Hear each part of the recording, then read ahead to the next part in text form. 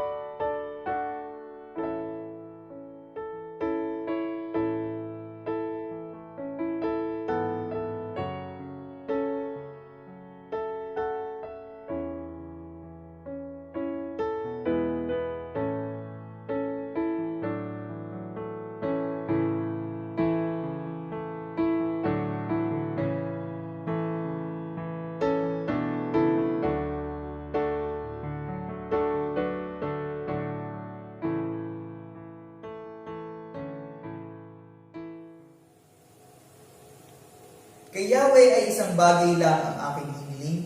Iisa lamang talaga ang aking hangarin. Ang tumira sa templo niya habang buhay, upang kagandahan ni Yahweh aking mapagmasdan. At doon humingi sa kanya ng patnubay. Itatago niya ako kapag may kaguluhan. Sa loob ng kanyang templo ako'y iingatan. Sa ibabaw ng batong malaki ako'y ilalagay. Matatalo ko ang mga nakapaligid kong kaaway. Sa templo'y sisigaw ng may kagalakan, habang mga handog ko'y iniaalay. Aawitan ko si Yahweh at papupurihan. Tayo pong lahat ay yumuko at manalangin. Panginoon, salamat pong muli sa gabing ito na yung pinagpala sa amin, na may pagkakataon muli kami magsama-sama sa aming mga tahanan, kasama ang aming mga kapamilya, upang manalangin, sumamba sa iyo, sa anyo ng pag-awit at ang makinig ng iyong banal na mensahe. Turuan mo kami, Ama, na damhin ang kabanalan ng gawain ito. At sa patnubay ng iyong banal na espiritu ay magkaroon ito ng kaayusan simula hanggang sa pagtatapos ng gawain ito. Patuloy nawa na iyong itimo ang iyong mensahe sa amin sa gabing ito. At Ama, ay patuloy ka namin maparangalan sa anyo ng aming pananambahan sa iyo sa mga oras na ito.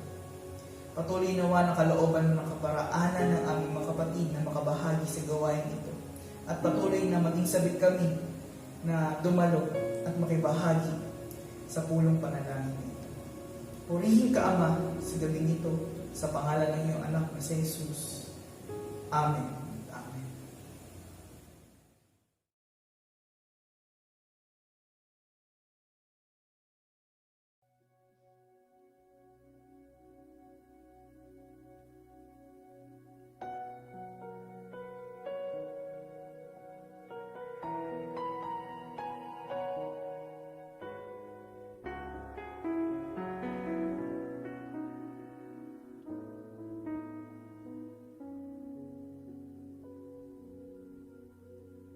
Ang puso ko'y tinutulog sa'yo. Nagpapakumbaba, nagsusumaho, maging dapatin mo. Ikaw ay mamasdan, makaniig ka at sa'yo ay pumisan. puso ko'y tinutulog sa'yo. Nagpapakumbaba, nagsusumamo, maging dapatin mo. Ikaw ay mamasdan, makaniig ka at sa'yo ay pumisan. Loobin mo ang buhay ko'y maging banal mong tahanan. Luklukan ng iyong wagas na pagsinta. Daluyan ang walang hanggang mga papurit pagsamba. Maghari ka, O Diyos, ngayon at kailanman.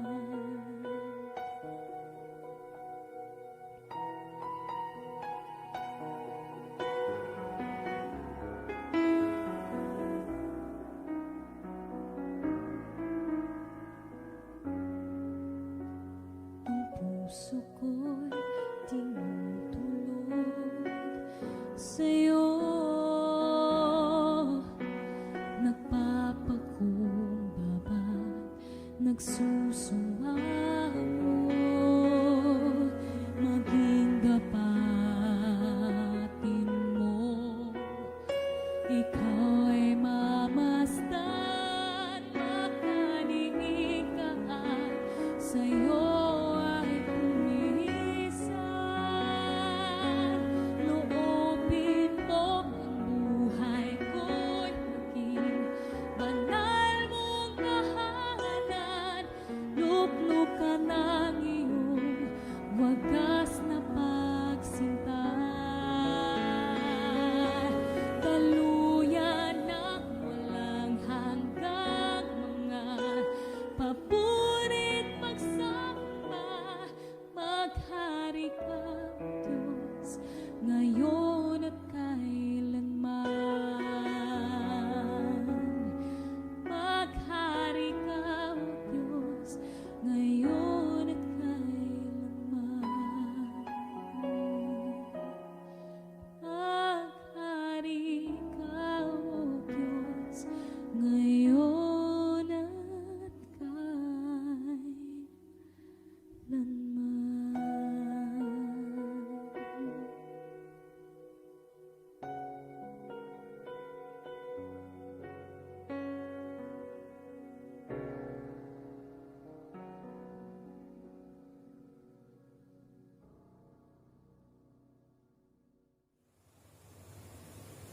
Ang talatang pagbabatayan ng mensahe para sa gabing ito ay ating matatagpuan sa Ebanghelyo ayon kay Mateo, Kabanatang 5, talatang 1 hanggang 8. Ganito po ang sinasabi.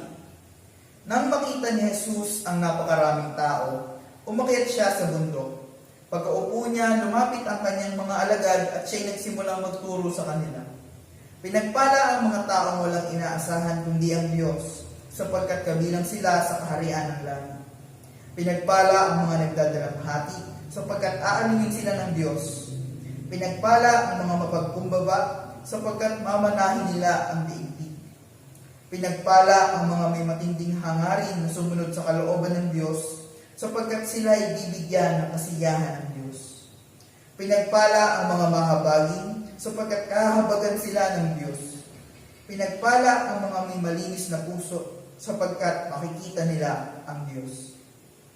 Tayo po'y pinagpala na sa pagkakarinig ng salita ng Diyos at idagdag niya nawa sa atin ang pagkaunawa.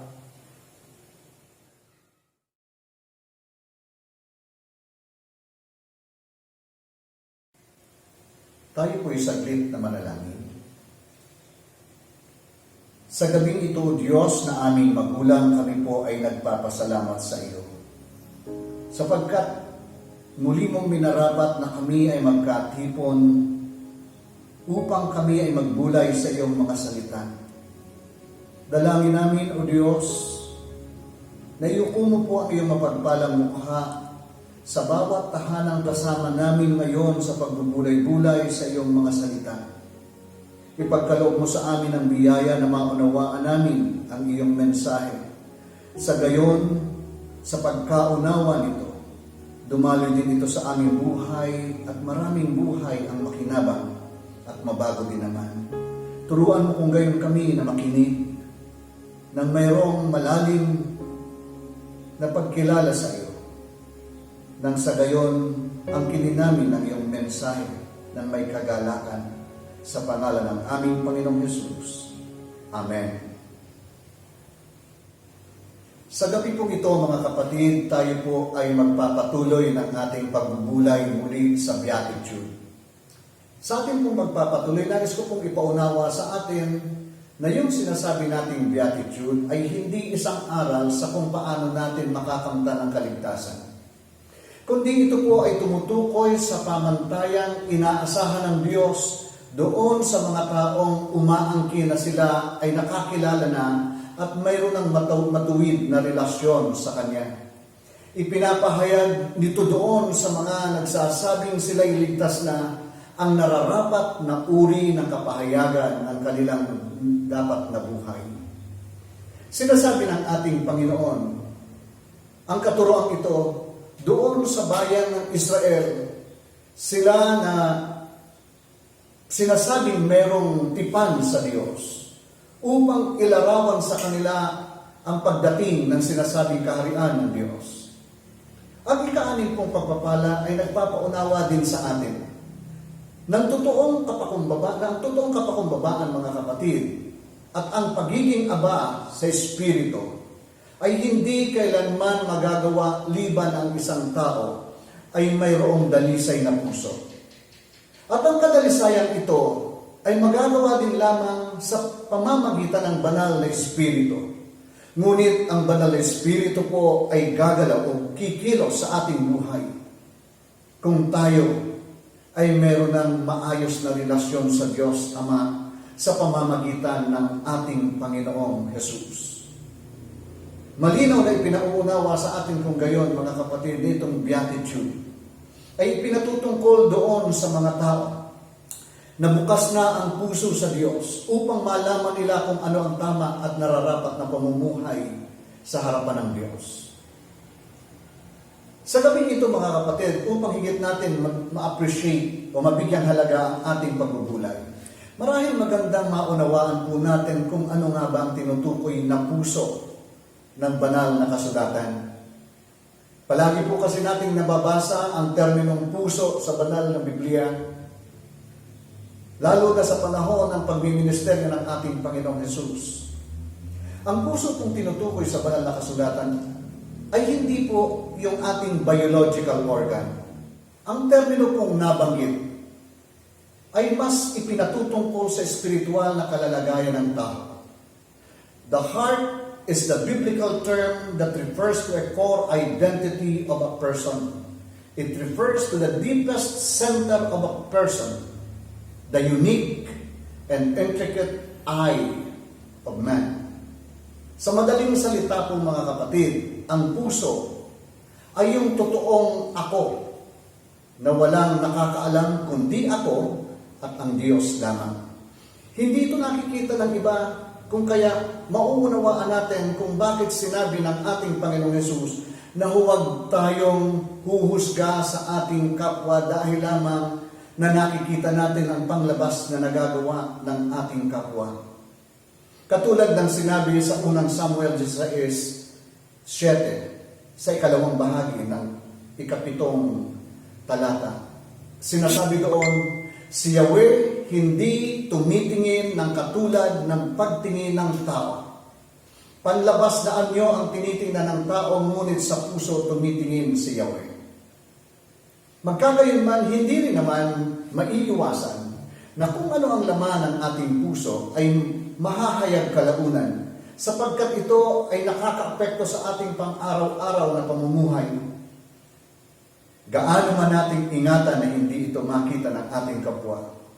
Katulad nga po ng sinasabi rin ng ating Panginoong Hesus sa Mateo 15:18 hanggang 19. Ito pang pagkakasabi doon. Ngunit ang lumalabas sa bibig ay nanggagaling sa puso. Yan ang nagpaparumi sa tao, sapagkat sa puso nanggagaling ang masasamang kaisipan. Pagpatay, pangangalunya, pakikapid, pagnanakaw, pagiging saksi para sa kasinungalingan, at paninirang puri. Ngunit sa kabila po nito, mga kapatid, hindi pa rin sa atin ipinahihintulot ang mumusga sa kapwa, sapagkat ang kanyang gawa ay hindi nagpapakita ng kabuuan ng kanyang puso. Bahagi, ibig ko sabihin, bahagi ng puso lamang ng tao ang nakikita natin.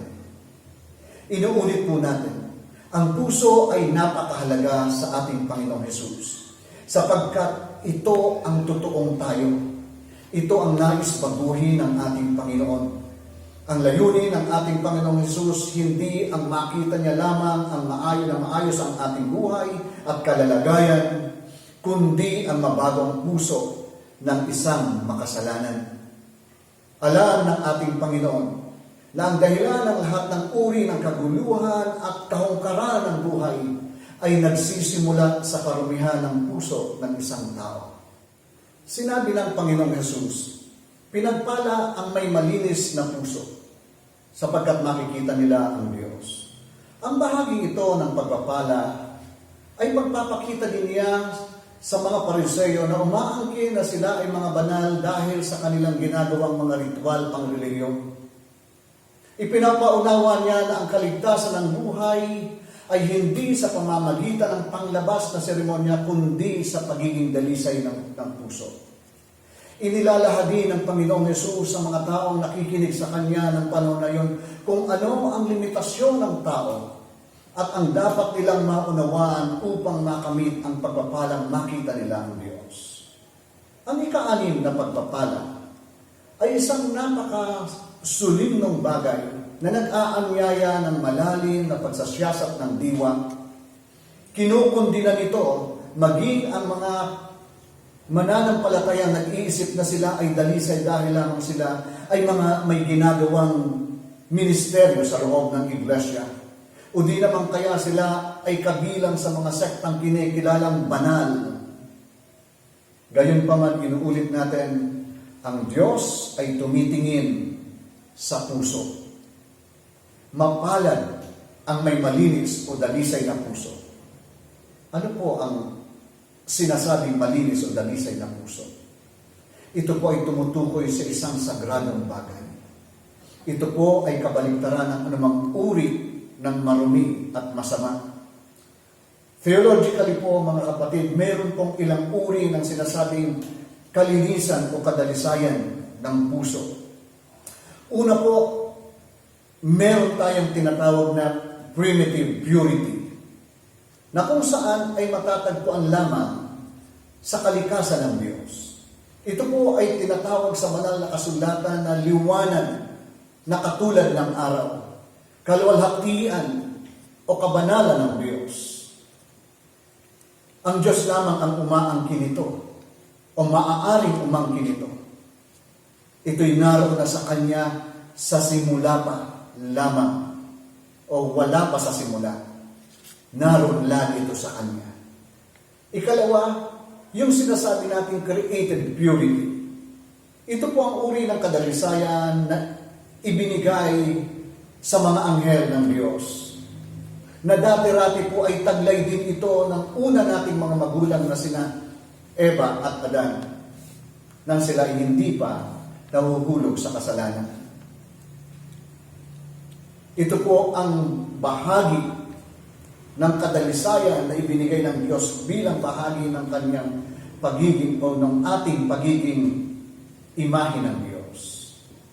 Ang ikatlo po ay sinasabing evangelical purity, na kung saan ito po ay makukuha ng tao sa pamamagitan ng biyaya ng Diyos. Ito po ay ipinahahayag sa pamamagitan ng pagbabago ng pag-iisip patungo sa kaisipang makadiyos. Ito ay isang desisyon ng isang tao na ipamuhay ang kalooban ng Diyos, katulad ng sinasabi sa awit 119 verse 30. Ito pong sinasabi doon, pinili ko ang tamang daan. Gusto kong sumunod sa inyong mga utos. Mauunawaan po natin ang dalisay na puso ay hindi lamang nakasilid sa ating diwa, kundi makikita din sa ating pagsisikap na mabuhay ayon sa kalooban ng Diyos. Ito ang buhay na patuloy na pinag-aanyaya ng salita ng Diyos kung ating aaralin ang banal na kasulatan, lalo na ang Ebanghelyo. Bilang mga mananampalataya, nararapat nito ang ating kapahayagan. Sinabi ni Apostol Pablo sa unang Timoteo 3:9, kailangan iniingatan nila ng may malinis na konsensya ang ipinahayag na katotohanan tungkol sa pananampalataya ni Kristo. The word na iniingatan nila, ibig sabihin mga kapatid, ipinamumuhay natin.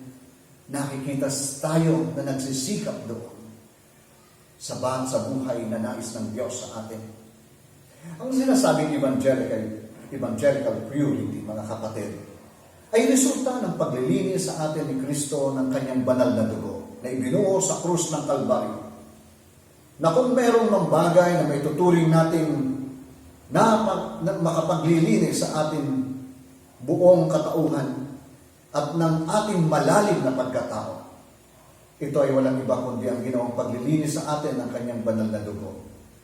Ito ang umalis ng lahat ng uri ng kasamaan at kasalanan na nasa ating buhay. Ito yung dalisay ng puso.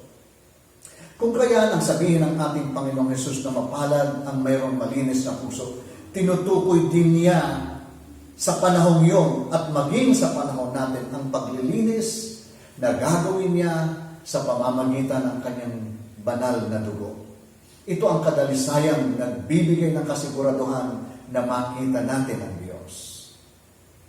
Ngayon po mga kapatid, paano o anong ibig sabihin ng makikita natin ang Diyos?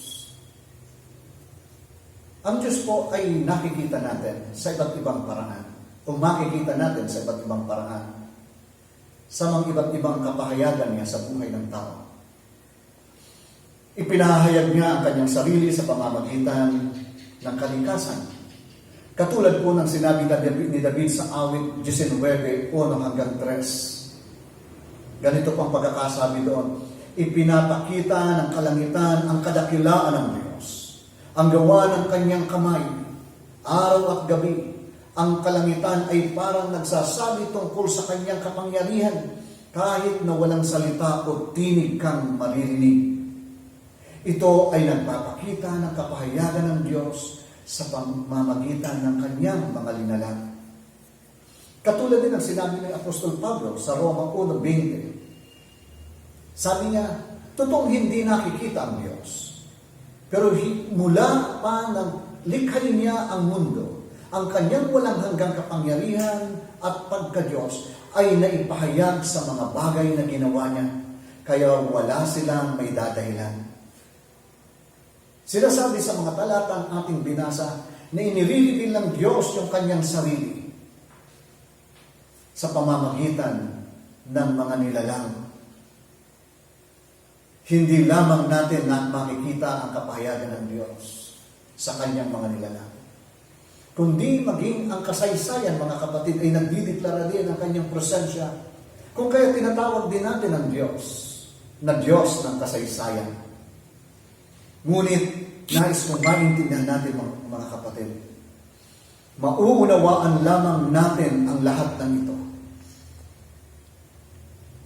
Maaari lamang natin ang kining na karanasan natin ang mga ito kung tayo ay may pananampalataya sa Diyos.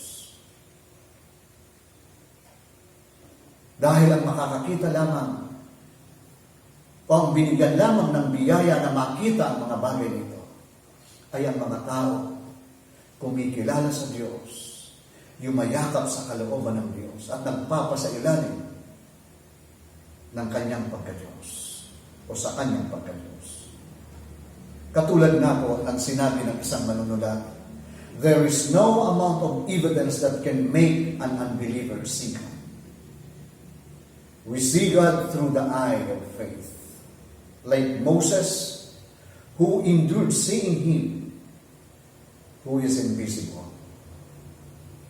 Ipinauunawa po sa atin mga kapatid na tanging mga anak lamang ng Diyos ang mayroong kakayanang makakita sa Kanya sa lahat ng dakot at sa lahat ng Kanyang karanasan. Pakinggan po natin yung sinabi sa awit 139 verses 7 to 12. Nais ko po itong basahin sa atin dahil napakaganda po ng pagkakasaysay nito. Sabi ng manunulat doon, o kaya sabi ng salmista, paano ba ako makakaiwas sa iyong kaluluwa? Saan ba ako makakapunta na wala kayo? Kung pupunta ako sa langit, naroon kayo. Kung pupunta ako sa lugar ng mga patay, nandoon din kayo. At kung pumunta man ako sa silangan o tumira sa pinakamalayong lugar, sa kanluran, kayo ay naroon din upang ako'y inyong patnubayan at tulungan. Maaaring mapakiusapan ko ang dilim na itago ako o ang liwanag sa paligid ko na maging gabi. Kaya lang, kahit ang kadiliman ay hindi madilim sa inyo, Panginoon. At ang gabi ay parang araw. Dahil para sa inyo, pareho lang ang dilim at ang liwanag. Di po ba napakagandang testimony ito ng isang mananampalataya na sinasabi niya na ang Diyos ay laging nariyan. At dama ito, karanasan ito, nakikita ito ng kanyang mga anak. Kaya mga kapatid, para sa isang totoong anak ng Diyos, ang presensya ng Diyos ang siyang laging nakasubaybay sa kanya saan man siya pumunta. Ito sa kanya nag-iingat at naglalayo sa anumang uri ng pagkakasala. Para sa ating mga Kristiyano, ang mabuting balita rin ay ang kaluwalhatian ng Panginoong Jesucristo. The Word of God reveals to us the glory of Jesus. Ito ang nagdadala rin sa atin sa kanyang presensya mismo. Si Kristo ang liwanag ng kaluwalhatian ng Diyos at ang eksaktong larawan ng kalikasan ng Diyos. Sinasabi po ng Colosas 1:15 na siya ang walis ng hindi nakikitang Diyos. Kaya kung nariyan sa atin ang liwanag ng Ebanghelyo, kung nariyan sa atin na nanahan ang salita ng Diyos, hindi maaaring hindi rin natin maranasan at makita ang pagkilos ng Diyos. Bago po ako magtapos mga kapatid, nais kong sabihin sa atin na ang tunay na kaganapan na makita natin ang Diyos ng mukha ay mangyayari sa panahon na tayo pumasok na sa kanyang kaharian. Sa ngayon, ang mga karanasan natin at sinasabi natin, nakikita natin ang kamay ng Diyos na kumikilos, ito ay kapahayagan ng ating pusong nananampalataya sa Kanya. Ngunit hindi doon mga kapatid lahat nagtatapos ang lahat ng ito. Mangyayaring literal nating makikita siya at ito ang pangako ng Diyos sa mga sumasampalataya sa Kanya. Ito ang kagalakan na mamamalas natin ng Diyos na matupad sa atin ang Kanyang tunay na pangako. At mangyayari yun mga kapatid sa iyo at sa akin dahil tayo ay mayroong pusong dinalisay ng dugo ni Kristo.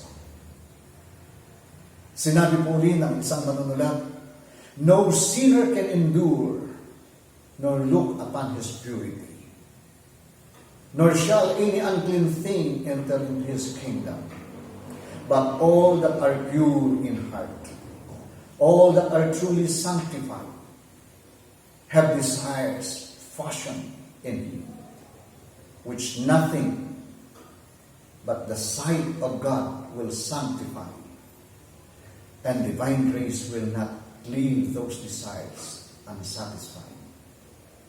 Amen.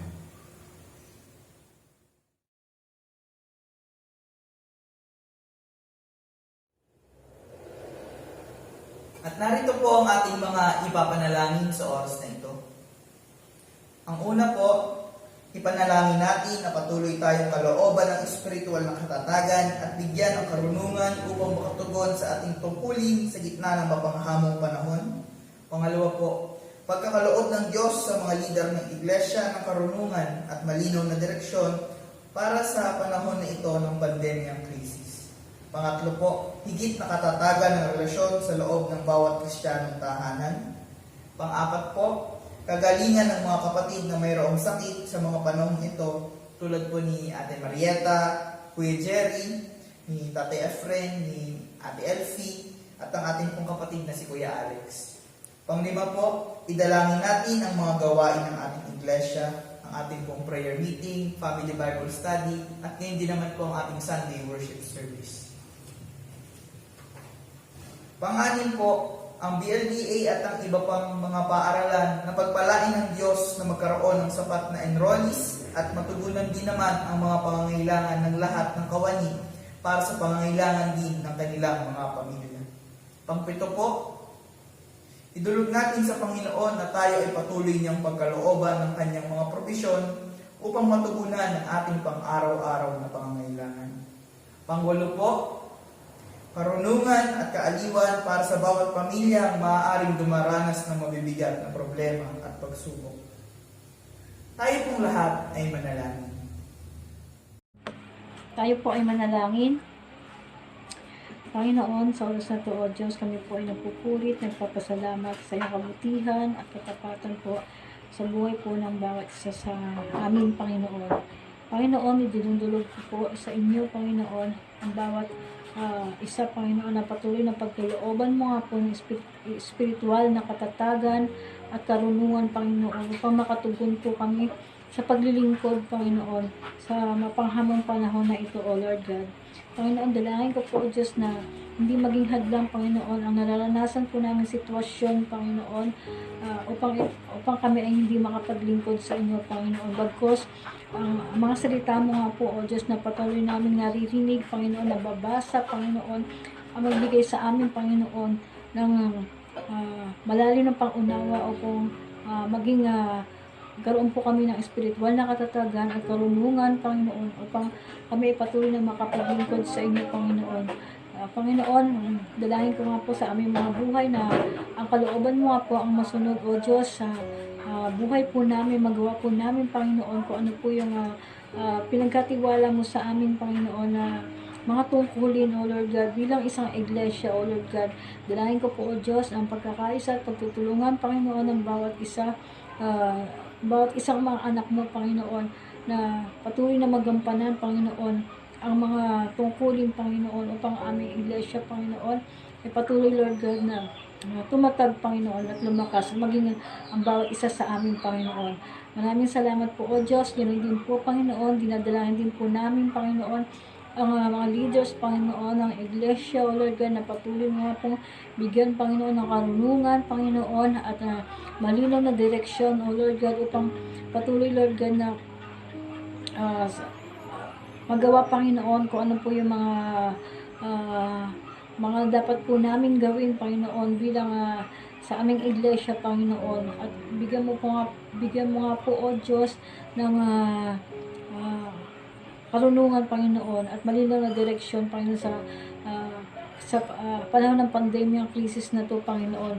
Dalangin ko nga po, Panginoon, yung mga naudlot, O Lord God, na aming mga programa, Panginoon, ay patuloy na maipagpatuloy at maisagawa, Panginoon, na ayon sa iyong kalooban, sa kabila, Panginoon, ng krisis na ito, O Lord God, ay patuloy, Lord God, na kami, Panginoon, ay makagawa, Panginoon, upang ang Panginoon ay matupad, Panginoon, yung aming vision, O God, ng aming iglesia, ng UECC, Lord God, yung mapanumbalik, Panginoon, ang sanglilikha sa iyo, O Diyos.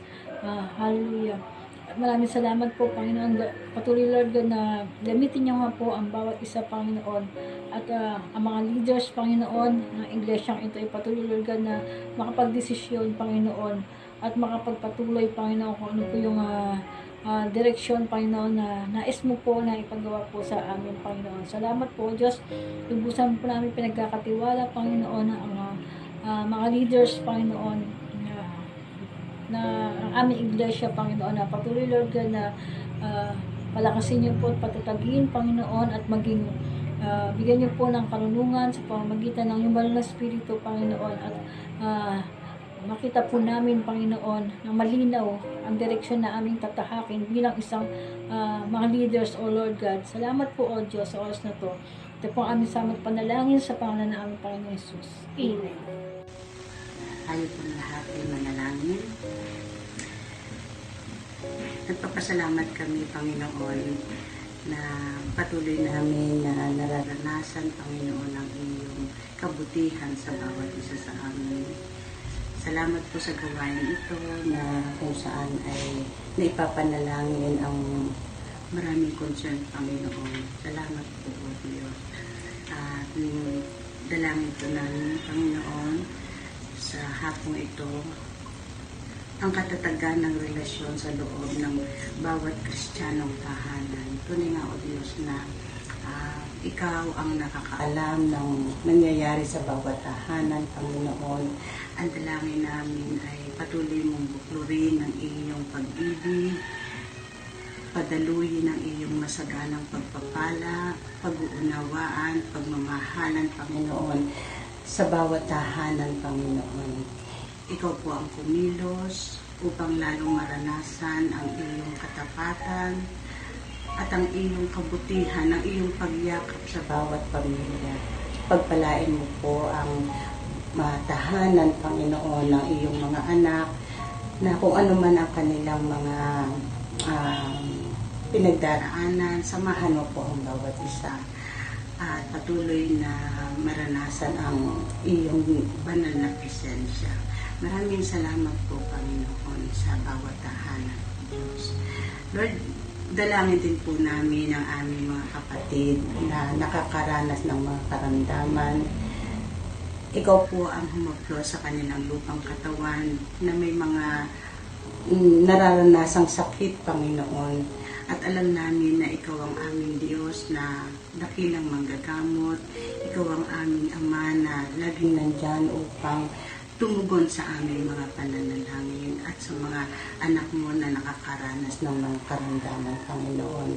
Kumilos ka sa kanilang mga buhay at maranasan nila ang kaalwanan, Panginoon, ng kanilang lupang katawan. Dalangin namin si Ate Marieta, Panginoon, ikaw po, O Diyos, ang patuloy na kumilos sa kanilang buhay, maging ang kanyang asawa na si Kuya Jerry. Ano man po, Panginoon, ang kanilang mga nararanasang sakit. Lord, palakasin mo sila, Panginoon, at maibalik, Panginoon, ang nawawalang lakas, Panginoon, sa kanila. Ganon din si Kuya Efren, si Ate LP, Lord, ikaw po nakakaalam ng mga nangyayari sa kanila. Ngunit alam din namin, Panginoon, na nandyan ka upang patuloy na gumabay at sumama sa kanila, maranasan ang kagalingan, ang pagbabalik ng lakas, Panginoon, para po sa kanilang lupang katawan. Pagpalain mo po sila, O Diyos. Ang iyong pagkalinga, Panginoon, ay patuloy nilang maranasan. Ganon din si Kuya Alex, Panginoon. Haplusin mo po, Panginoon, ang kanilang mga lupang katawan. At ang iba pa namin, Panginoon, mga kapatiran na may pinagdadaan ng karamdaman, Panginoon, sino man sila, sinasama po namin sa dalangin na ikaw po ang sumakanila, Panginoon, ang iyong mga biyaya, Panginoon, kung kailangan nila ng mga gamot, Panginoon, pagpapacheck up, Lord, tugunin mo pong lahat ng kanilang pangangailangan. Sa lahat ng ito, kami po ay nagpapasalamat dahil lahat ng bagay ay pwede namin idaing, pwede namin ilambing sa iyo, pwede namin hilingin sa iyo, Panginoon. Dahil alam namin na kailan may hindi mo po kami bibiguin at hindi mo po kami pababayaan. Purihin ka, Ama, dakilain ka po sa hapong ito. Nagpapasalamat po kami sa iyong dakilang presensya. Purihin ka, O Diyos, ang lahat po ito ay dinadalangin sa tanging pangalan ng aming Panginoong Jesucristo. Amen.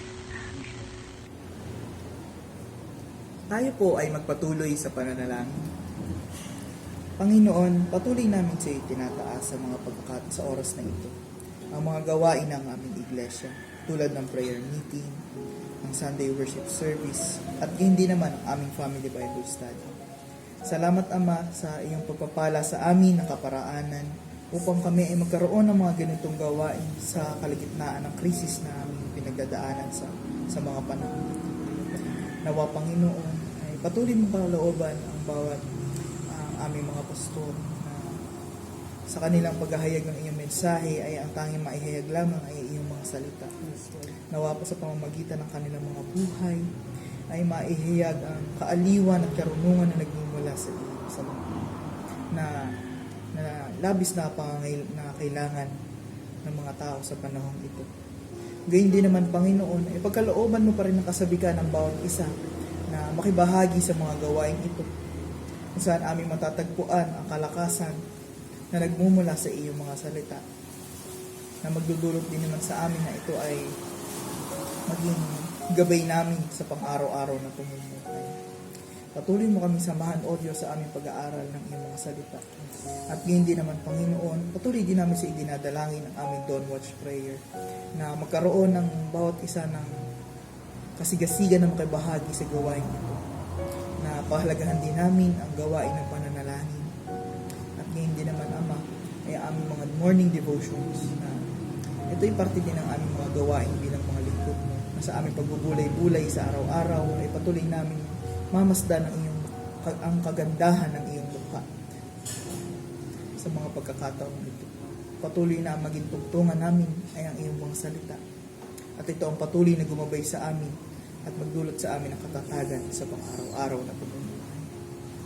Gayun din naman ay special din namin pinataas sa inyo aming Ama, ang Biblical Adel Academy at ang iba pang mga eskwelahan sa panahon ito na pagkalooban niyo sila ng marami pang enrollees upang masustentuhan din naman ang pangangailangan pinansyal ng eskwelahan at yun din naman ang mga kawani ng eskwelahan mga ito.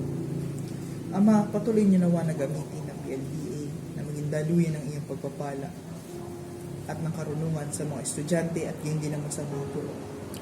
Patuloy na magkaroon pa rin sila ng kasabikan na magturo at yun din naman sa mga estudyante na magkaroon ng kasabikan na mag-aral. Huwag niyong hayaan na makaapekto sa pag-aaral ng mga bata ang sitwasyon na meron sila ngayon. At patuloy niyo pong kalooban ng karunungan ng management ng Biblical Adel Academy at ng iba pang paaralan upang magkaroon ng kaayusan ang pag-aaral na kanilang sinasagawa sa mga panahon ito. Ikaw po ang patuloy na gumabay sa kanila sa mga panahong ito. At nawa Panginoon ay patuloy niyo pong gamitin ang Biblika na maging pagpapala din naman sa maraming mga. Ikaw po ang patuloy na gumabay sa kanila sa pangalan ng iyong anak si Jesus. Amen. Tayo po ay magpatuloy sa ating pananalangin. Ama naming Diyos na makapangyarihan sa lahat, kami po ay nagpapatuloy na lumalapit sa inyo. Dalangin namin, Panginoon, ang patuloy na provisyon para sa aming mga kapatid. Nang sa gayon, Panginoon, ay patuloy na matugunan ang pangangailangan ng bawat pamilya. Lalo na, Panginoon, sa mga panahon na ito na mayroong krisis na nangyayari sa aming lipunan. Panginoon, kahabagan niyo po ang bawat pamilya at dalangin namin, Panginoon, na kayo ay patuloy na sumama.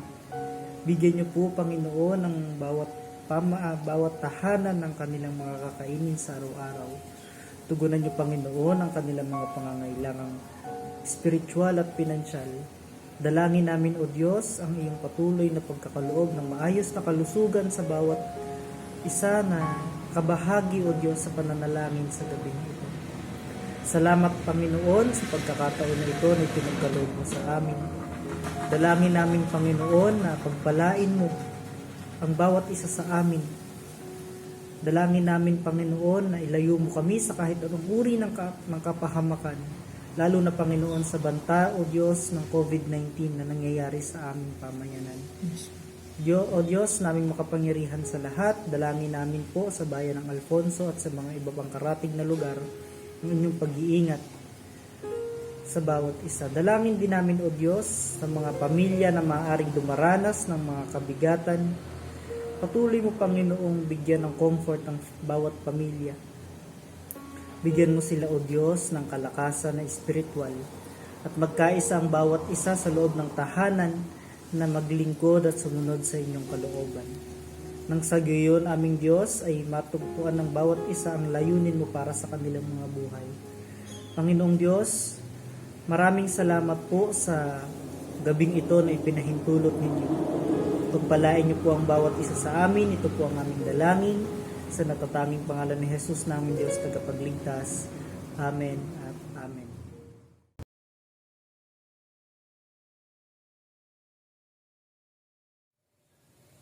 Maglaan naman po tayo ng ilan pang sandali para naman ating panalangin ang ating mga pamilya.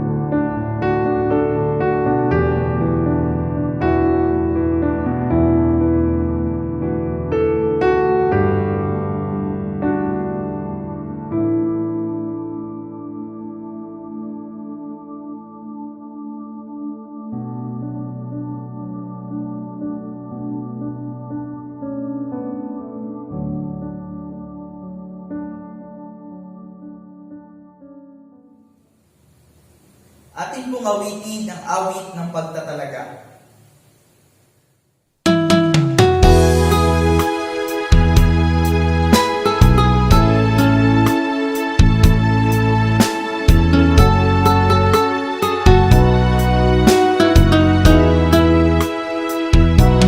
Pusong dalisay ang aking nais, nalikhay mo, Diyos, para sa akin. Pusong dalisay ang aking nais, nalikhay mo, Diyos, para sa akin. Isang pusong tapat na sa'yo'y namamahal, isang pusong sa'yo walang alinlangan, isang pusong itinitibok na ika'y paragalan. Handog ko'y papupuri sa'yo lamang, Jesus.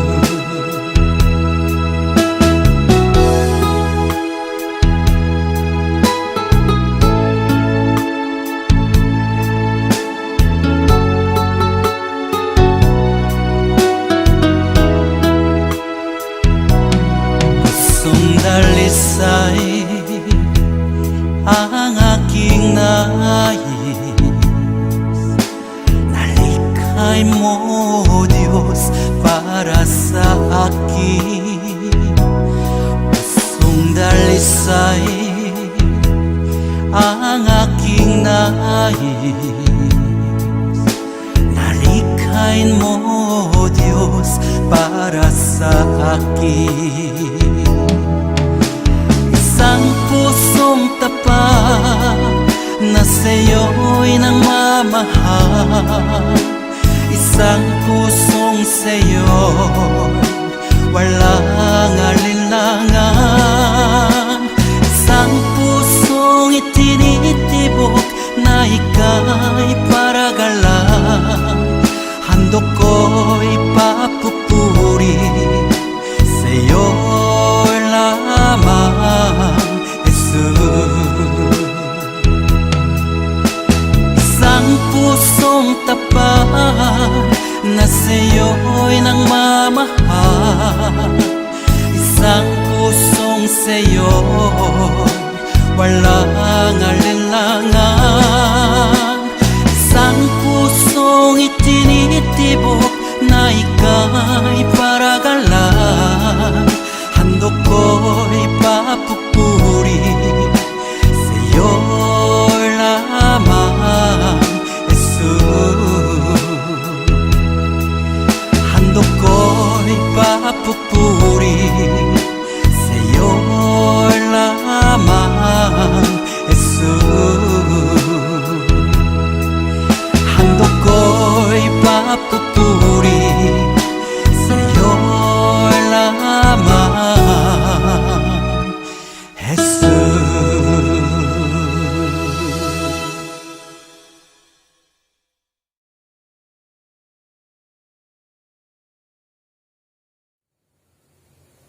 Muli pong pinapaalalahanan ng bawat isa na sa darating na linggo ay ating pong ihanda ang ating mga ikapu at ang iba pang mga kaloob. Ito po ilagay natin sa isang sobre, at kung ito naman po ihanda na, ipagbigay alam po natin ito sa ating mga diakono at diakonesa sa pamamagitan ng pagte-text o pagtawag sa kanila.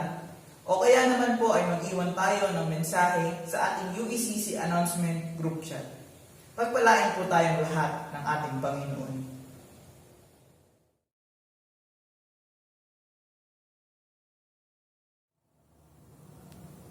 Tayo po ay magwakas sa pananalangin. Iupo po natin ang ating ulo sa harapan ng Diyos bilang tanda ng pagpapakumbaba natin sa Kanya. Nagpapasalamat kami, dakilang Diyos, sapagkat kami ay muli mong pinahintulutan na makadulog sa iyo sa gabi pong ito. Salamat sa inyo pong pinahintulot na gawain ng pananalangin ng iyong iglesia. Ipinagpapasalamat din namin, O Diyos, ang kasiguraduhan na ang aming mga panalangin ay iyo pong dininig at ang iyo po, O Diyos, na patuloy na ipapakita sa amin ang mga katuparan pagdating po, O Diyos, ng tamang panahon na itinakdang. Tulungan mo kami kung gayon na patuloy na manampalataya sa iyo, na ang aming mga panalangin ito ay patuloy mong dinirinig, nang sa gayon kami ay magsikap at patuloy din, O Diyos, na magtiyaga sa pananalangin, maging matapat kami, O Diyos, sa aming pananalangin sa iyo, at ito ay maging kultura ng aming pong buhay.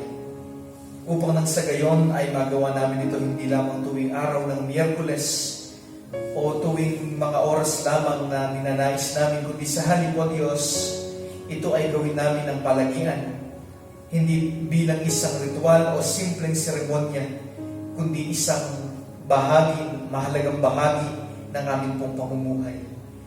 Ipinagpapasalamat din namin dakilang Diyos ang mensahe na ibinigay mo sa amin sa pamamagitan ng iyong lingkod. Salamat, O Diyos, sa inyong pangako sa amin na kung kami ay magkakaroon ng isang dalisay na puso, mapagpakumbabang puso, makikita namin ang iyong pagkilos sa aming buhay, makikita namin ang iyong mga kahanga-hangang gawa sa aming pong mga buhay. Ito nawa ang maghatid sa amin sa mas lalo pang kapakumbabaan ng aming loob sa inyong harapan. Sa gayon, O Diyos, ay hindi mabahiran ng anumang kayabangan o ng anumang pagmamataas ang aming mga puso. Sa halip, magawa namin na palaging magpakumbaba sa inyo upang matanggap namin ang iyong mga pagtuturo at pagdidisiplina sa aming buhay. Sa gayon din, O Diyos, maiposisyon po namin ang aming sarili sa lugar kung saan patuloy na magagamit mo ang aming buhay para sa inyong kapurihan. At sa gayon ay palagi ka naming makita ang iyong mga pagkilos, ang iyong mga dakilang gawa sa aming pong buhay, maging sa buhay ng aming pamilya at gayon din po sa aming paligid. Panatilihin mo sa aming mga puso't isipan ang iyong mga salitang ito at ito ang patuloy na malakaran namin sa aming pong buhay.